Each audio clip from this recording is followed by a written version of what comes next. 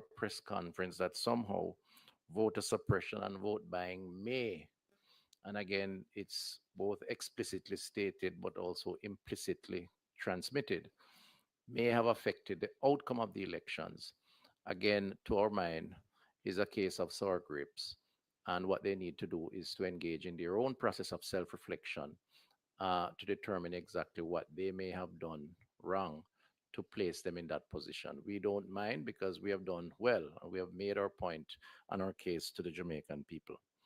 You know, there's a history around this issue of voter suppression and vote buying, and not one that we want to dwell on, but it was in 2019 that their own General Secretary, or former General Secretary Paul Burke, reported in the media that comrades, and I'm quoting him, have no moral authority to condemn anyone for vote buying. Now, we have not made that an issue, but since they have raised it, um, we can respond by saying their own internal functionaries, certainly in that period, have made comments about vote buying as a matter of recognition that it has happened in their camp. We have no such um, occurrence, not to my memory anyway. And therefore, we want to again condemn that statement or that insinuation and urge the People's National Party to engage in their own self reflection about where they went wrong, as opposed to trying to blame others for their defeat at the polls. The other point I want to raise is the point around their comments around the conduct of their campaign. And their point is that they fell short, even though they ran a good campaign. Now, normally we wouldn't make this an issue. We felt that the better side won, the better team won, and that is good enough for us. And we are now focused on how we manage and lead on behalf of the Jamaican people. But we felt compelled to make a comment since they raised it that they didn't run the better campaign. And I say so with conviction, with commitment to truth. For starters, the Jamaican people supported the better team, partly because of our performance over the years and our effectiveness to the extent that more people supported us than supported them, of communicating our performance and communicating the quality of our candidates, the quality and leadership of our own leader, and of course, the commitments that we have made through our manifesto going forward. We believe that we ran the better campaign also, and very importantly, because our campaign, unlike theirs, was not characterized by anger, rumors, innuendos, accusations without evidence, much in keeping with the press conference that they just had, where they attempted to character assassinate so many individuals, not focused on programs and policies, rather focusing on personalities every chance that they got. And again, we believe that that was bad for our democracy, bad for Jamaica, and bad for bringing the country forward, which is why partly we believe that the people of Jamaica supported the Jamaica Labour Party for the third term. I want to close my segment by saying a final point. There is a narrative by some in the PNP, some by their surrogates, that somehow this government is a minority government, almost insinuating that somehow we are not a legitimately elected government. We obviously reject that outrightly, and we condemn those who push that narrative. It's a dangerous narrative. For starters, our democracy has always operated on the majority will of the electorate as it relates to seat count. We won the majority of the seats, and that is enough conclusion that we are the legitimate authority to carry the country forward. Secondly, We were declared by the Electoral Commission of Jamaica as the party, the political organization that got the majority of the seats. And the numbers are there. The recounts took place. The willingness of persons to lodge complaints, to do recounts, all of that process has worked. And that again should be enough evidence to support the legitimacy of the administration. So we want to discourage that narrative among those who are looking on and encourage the Jamaican people. Let us focus on how we move forward as a government to serve the people of Jamaica and to do so in a collaborative way. And let us not be distracted by the utterances of an opposition which is still sobbing over their loss and misplaced focusing on things that are not really helping the cause of democracy, but rather trying to shift responsibility from their own inadequacies to blaming everybody else, including the system. There is a distinction between the legitimacy of a government as served by the democratic process and the need to work together to improve the non participation of persons 18 years and older. Apathy has always been a challenge within our democracy. The two are not the same. And from our perspective, we must all work together, including the PNP, to do more to engage and to attract greater participation in the democratic process. That has absolutely nothing to do with the elected government, elected political organization, which we are, having gone through a competitive process. And I think those who try to conflate both issues are, are being misplaced in their position. This government finally will work and continue to work to advance the welfare and the well being of the Jamaican people with Andrew Holness as our leader and prime minister. And in his judgment, a team forming the cabinet that he will announce momentarily. Thank you very much. Thank you. Thank you very much, Chris. During his media conference earlier today, we are advised that the embattled opposition leader and his legal advisor made a few comments about St. Andrew West Central and the conduct of the polls on the 3rd of September. We invite Kamina to make a few comments on this matter. Thank you. Thanks to you both. Good afternoon, everyone, members of the media here with us, as well as those who have joined us online. Good afternoon, always, to all the persons who follow us on social media, who are participating, and in particular, our members of the Jamaican community overseas or diaspora. We know you've been following things closely and you continue to do so. And we welcome that you continue to maintain this strong connection with Jamaica. Um, on the matter of the press conference called by the PNP today, I want to say that I sit here today again with a great feeling of disappointment. I would be surprised if a lot of Jamaicans don't join us in the feeling that when the leader of the opposition, the leader of the PNP, on the night of September 3rd, conceded, it was gracious. And in that context, I think we apparently mistakenly believed that there was therefore a recognition that there is a generally a better way to do things in support of Jamaica and in support of democracy. The press conference that was called today put all of that to rest once more, as the PNP lost another opportunity to do better.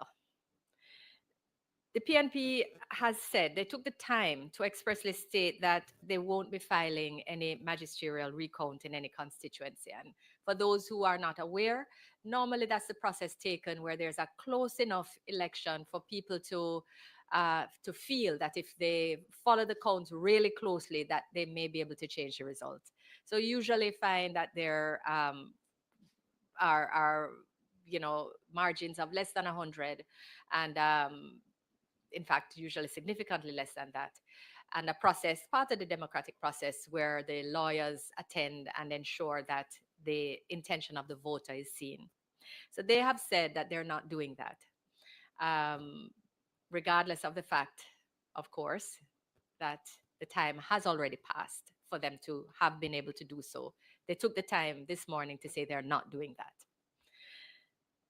They, however, have decided that in a seat where the victory was proclaimed with a margin of 2,110 votes, that is the seat of St. Andrew West Central, the seat in which Dr. the Most Honorable Andrew Holness was a successful candidate, that they're contemplating a constitutional motion in respect of that result.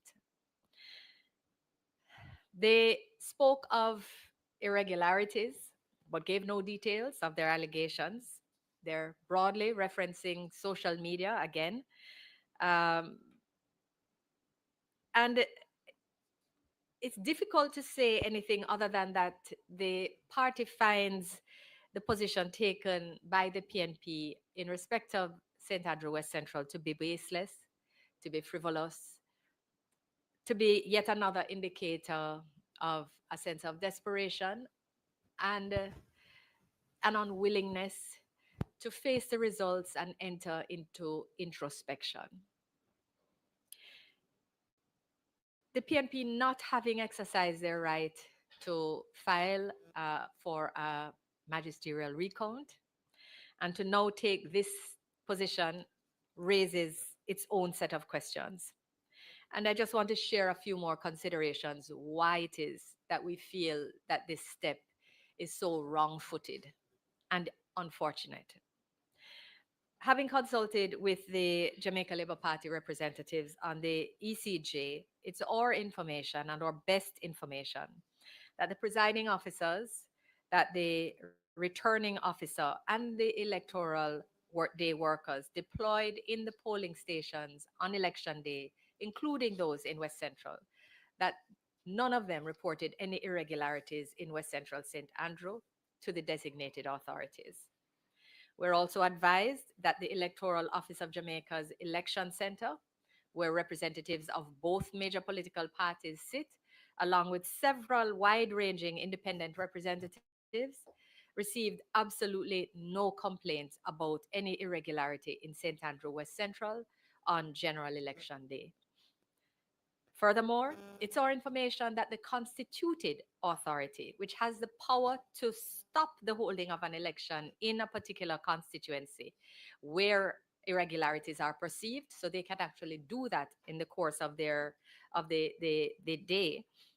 And this authority is chaired by the chairman of the Electoral Commission.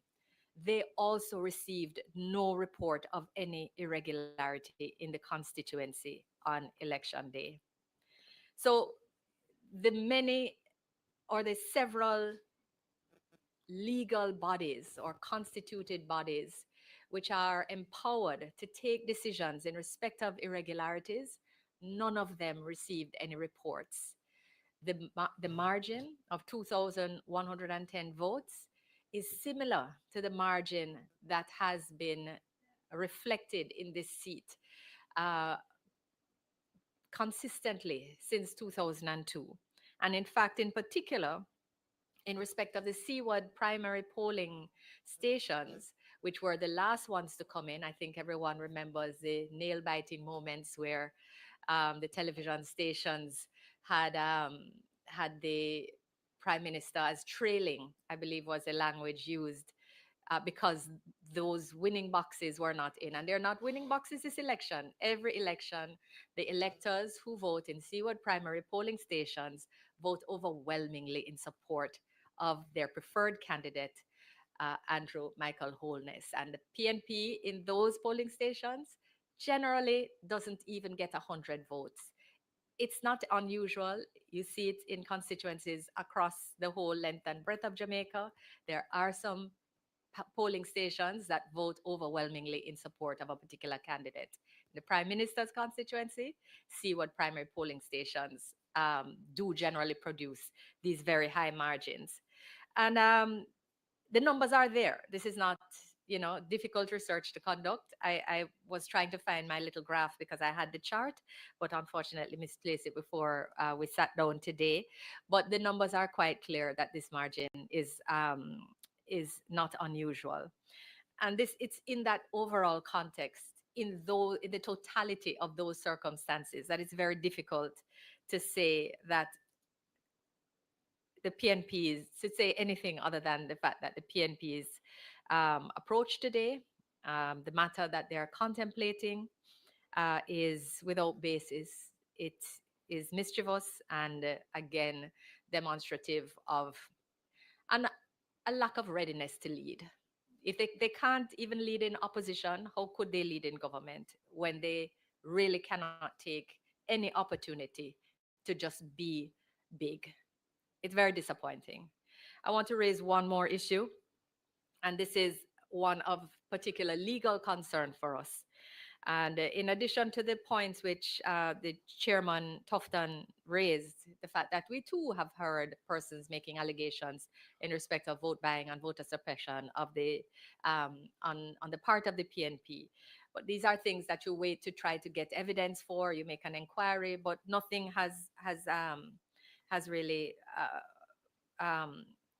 brought those issues fully together. What does, however, provide us with greater and more concrete concern is the issue of the leader of the opposition touring constituencies apart from his own on election day, and in being in the vicinity of polling stations outside of his constituency on election day. Videos and photographs of this activity have now come to hand, including his visit in the precincts of a polling station in central Kingston in particular. We're of the view, the considered legal view, that the conduct of the opposition leader on general election day, September 3rd, 2025, is inconsistent with the provisions of the Representation of the People's Act, and we will say more on this at a later date. Thank you. Mr. Chair? Thank you very much, Kamina, for comprehensive comments. We exist in a world where disinformation, misinformation, and fake news are prevalent. It is clear, and it has become clear due to the conduct during the general election campaign, that the PNP is prepared to utilize these dark arts to advance their interest. The Jamaica Labour Party, and I indicated this from as early as April last year, is prepared to respond strongly to any act or any utterances of misinformation, disinformation, and fake news put forward into the public domain by the PNP. The calling of this media conference is confirmation of our position in terms of our preparedness to respond strongly to these acts by the opposition. I now open the floor for questions. Please introduce yourself, your media house, and ask your question. Afternoon, Mahiri Stewart, Nationwide News here. Is the Prime Minister prepared to respond to questions about his victory in West Central St. Andrew? Um, What questions? exactly. Meaning, I was going to ask the we've same. just I've just laid out the facts. And again, I was speaking to Abka before about the fact that I didn't have the chart with the numbers for the elections in 2020, 2016, 2007. They are quite clear that there are trends in the voting which are absolutely aligned with and consistent with what took place in this 2025 election. So there are no questions, and none of the relevant and empowered and appropriately legally constituted bodies, the returning officers, the presiding officer, the election day workers, the constituted authority, the electoral center, none of these bodies received any such reports. So where it it only seems that these are raised by the PNP in order to create another line of discussion, to take the discussion away from questions like Mr. Golding, are you going to resign in the same way Dr. Phillips did? Are you going to resign in the same way Mrs. Simpson Miller did?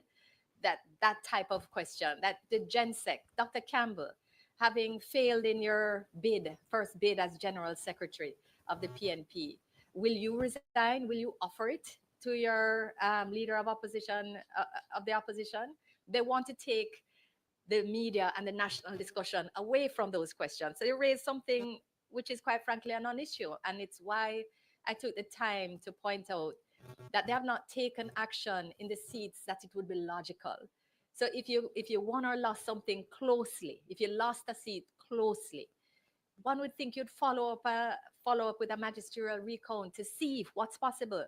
You have not done that in any of the close seats, and there were a few, but you have decided that with a margin of 2,110, with consistent voting patterns and no reports of any actual irregularities, that this is where you're going to raise public attention.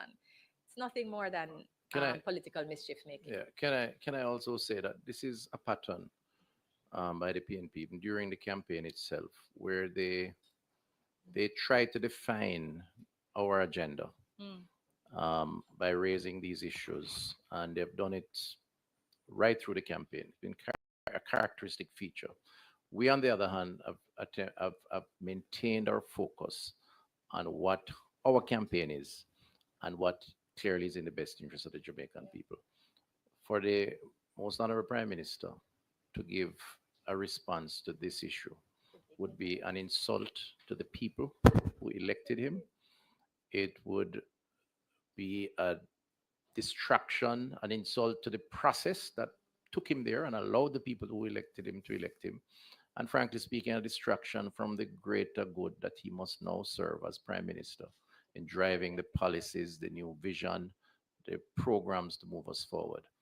Um, so, I think we say here with levels of certainty and confidence that this is a non-issue and it's another bogeyman by the PNP in an attempt at distractions. And people have rejected that clearly in terms of the outcome of the elections. Thank you. Second question.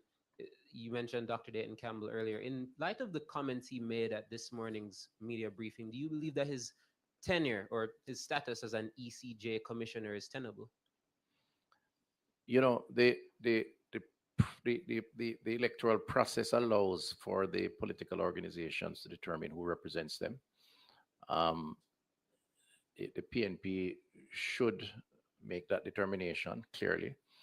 From our perspective, it is a potential, should I say, conflict somewhat for him to hold one position where he had the opportunity and has had the opportunity with legitimacy and authority to represent the best interests of the electoral process.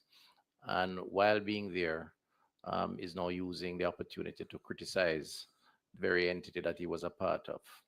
I think the Jamaican people is smart enough to understand the anomaly and the conflict in that position. And my one view is that his moral authority to lead and to provide representation is compromised, but that's their business, and I don't think we should get bogged down too much in their business. Let them say what they want. Let the people decide. The people have already decided, as it relates to the elections. If they want to further dig a hole for themselves, that's their response. That's their business. And in support of what Chris has said, the people of Jamaica might recall that Dr. Campbell made two comments in the lead up to the general election, which caused the ECJ to have to put out statements of clarity. In the first instance, he suggested that he was purchasing integrity lamps to be used to scrutinize voters' IDs of electors. The ECJ put out a statement indicating that such an activity would be inappropriate. Then Dr. Campbell issued a statement where he purported to suggest that he might have some idea of the voting pattern or how election day workers and members of the security forces voted. The ECJ again issued a statement where there was a line in the statement which indicated that there's no way for any individual to assert with any certainty concerning how election day workers or any elector voted. Dr. Campbell might want to contemplate that he is doing a disservice to the good name of the ECJ, which is an institution that has served Jamaica very well over many years in the aftermath of a country which has been afflicted by political violence. Thank you. Kelisha Williams, Television Jamaica. Going back to the points you made earlier in regards to, you mentioned wild accusations and the PNP's press conference being laced with innuendos, and you spoke specifically about the voter suppression and vote buying. So, my question is the Jamaica Labour Party outrightly denying those allegations that there were voter suppression or vote buying in the September 3rd general election? Is the Thank you. Jamaica Labour Party what? Sorry? Denying. Denying. Yeah. Listen, we operate with a process. I have no knowledge of it. Um, if someone has knowledge, they should bring it forward. That's what we're saying. You can't just go out there and say, wolf, wolf, and have no evidence, no basis on which to say it. Now, I am not going to swear for thousands and thousands of people who have been involved in the electoral process. What I'll say is that from a policy perspective, as a political organization, the Jamaica Labour Party, as a policy, does not support vote buying. We have not given any instruction for vote buying to take place. We have gone out there on our policies, our achievements, our manifesto, our political organization, the quality of our leadership at both the party as well as the constituency. And we believe the people have responded positively sufficient to place us back in office. Now, a responsible political organization cannot just go out there and start to spew allegations, particularly in the context that they have lost, as a means of trying to almost legitimize their loss, because that's what they seem to be doing. We're not going to subscribe to that. So I'm giving you a long-winded response. It's not our policy so to do. And if the PNP thinks that it is happening, they should provide the evidence. Otherwise, they should shut up. They should shut up, and I say so as diplomatically as possible, and focus on being an opposition, because democracy requires an opposition in the parliament. And we don't have a problem with that. We are the government, and the government in waiting, they are the opposition. They should go focus on their opposition role and let us focus on being the government, because that's what the people's wishes have confirmed. And quite interesting is that the PNP said that they got information from social media, but the evidence is not sufficient to confirm the allegations, yet they brought it to a media conference. Our view is that this business of something is said on social media, and therefore that's the barometer to bring it to the platform of a media conference, is not acceptable. It's an indicator of the desperation of the PNP. And the PNP General Secretary might want to contemplate that there's a lot of things being said. There are a lot of things being said on social media, including about him. Does that mean that it's appropriate to bring those allegations to the platform of a media conference? I think not. And that's so true. I won't say anything more to that, but you're absolutely right. Social media is never the basis on which to make these wild and broad statements. Thank you. Next question. Good afternoon. I'm Moy Harriet from CVM. My first question, Dr. Tufton, you spoke about being back in government. So this time around, we would have seen where the Jamaica Labour Party, your majority has reduced. As a party, what do you make of this result? Do you think that perhaps, there must have been some sort of voter dissatisfaction, or could it be something else? Okay, so first of all, I think it needs to be clear that the majority of the people have expressed confidence in the Jamaica Labour Party to continue. And that for us is a vote of confidence. We have never said during our campaign that everything was perfect. We have said we have done more for the people of Jamaica over the last 9 years than any previous administration. I don't need to go over it, but we have stabilized the economy. We have reduced serious crimes. We have reduced poverty to its lowest level, brought unemployment to its lowest level, and I could go on and on. But we have also put out a manifesto to say that these are the things that we want to continue to build on, to continue to do more for Jamaicans. Our democracy gives persons the right to determine, to vote, to express themselves. Some have opted not to, others have done so. And at the end of the day, we are the party that they have elected. So, my position, our position, is that we accept their vote of confidence in humility, with humility, and our intention is to work harder to continue to win and maintain their confidence, and hopefully to build on where we are currently. To the in terms of the issues that have come up, to the extent that some persons are dissatisfied, we have an opportunity to address that level of dissatisfaction as a government, and we will continue to work harder so to do.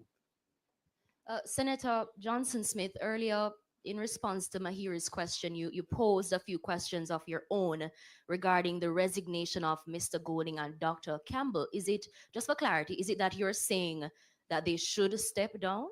I'm saying I'm saying that these are questions that are being asked, and that another explanation as to why they have raised this, why they took the time to call a press conference to make these utterances, like the fact that they're not going to file any magisterial recounts when the time has legally passed for it, and that they have chosen to focus on a constituency that has a consistent voting pattern over years. I'm saying that a likely or a possible reason for this approach could well be to avoid the questions that are being asked in several quarters. And I stated them already. Thank you.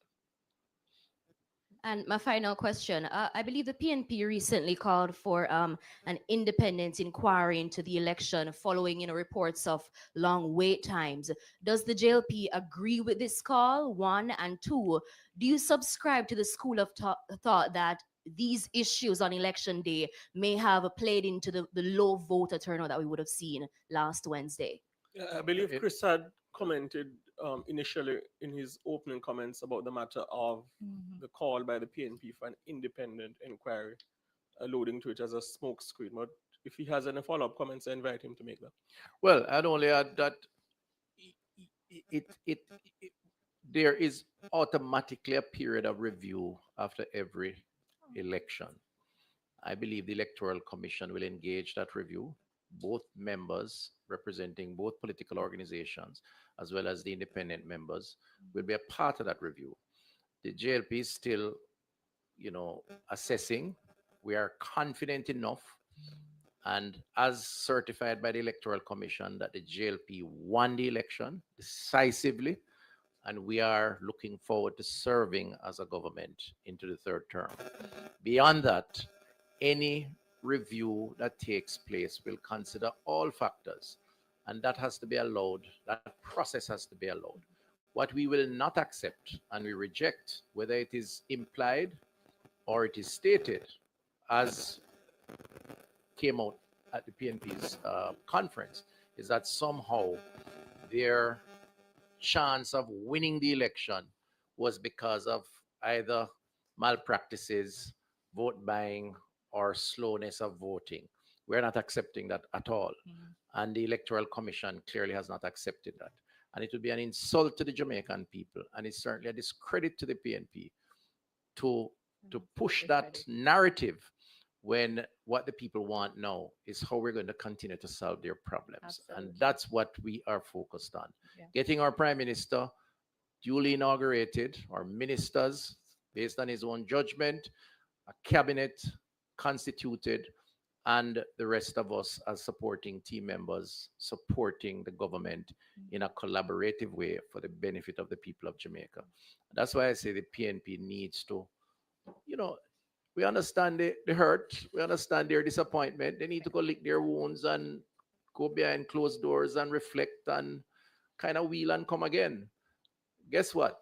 We have all been there. Take it from a man who has lost by 13 votes and won by nearly 5,000. I've seen and experienced the agony of defeat and the thrill of victory. Political organizations are there too. But what you don't do is cry sour grapes and pretend as if the people did not speak, because they have spoken. And I think that's what I think they need to focus on, rather than this kind of, well, you know what I mean. I want to just add to the point made by Dr. Tufton that I think we have to be very careful about respecting our institutions. I'm not sure how many of you followed the report of the head of the CARICOM electoral observer mission here. But she said Jamaica's model, or Jamaica's electoral system, is a model for the world, and it's a model for the region. And as they are here observing, they are learning and looking at things that can be done throughout the region to improve their own systems based on ours.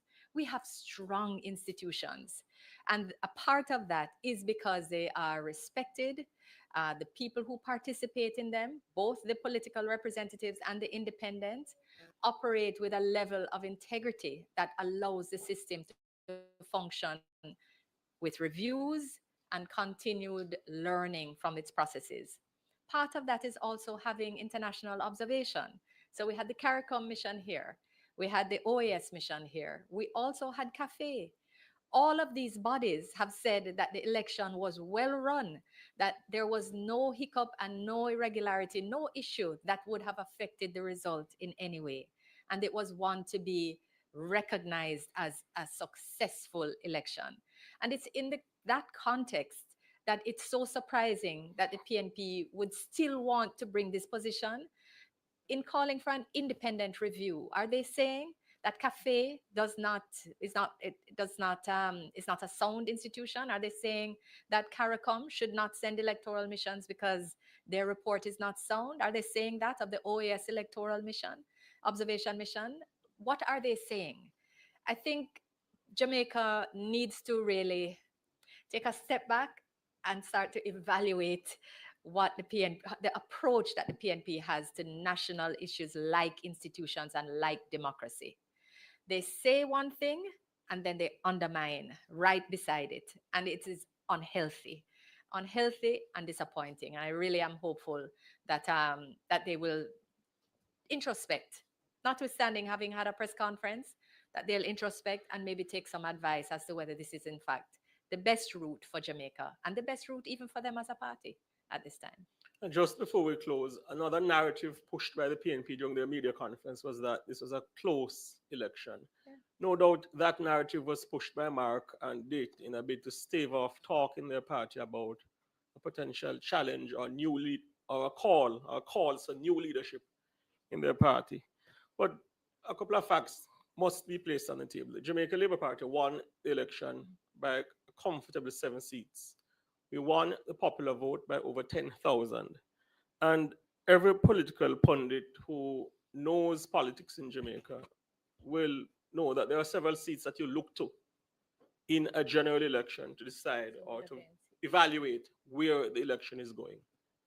I'll list about 9 of them, and in all 9, the Jamaica Labour Party won decisively.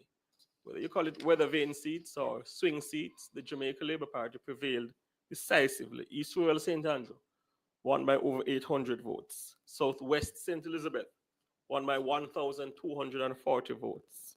West St. Mary, Jamaica Labour Party prevailed by over 900 votes. And there are a number of them, including West Central St. James.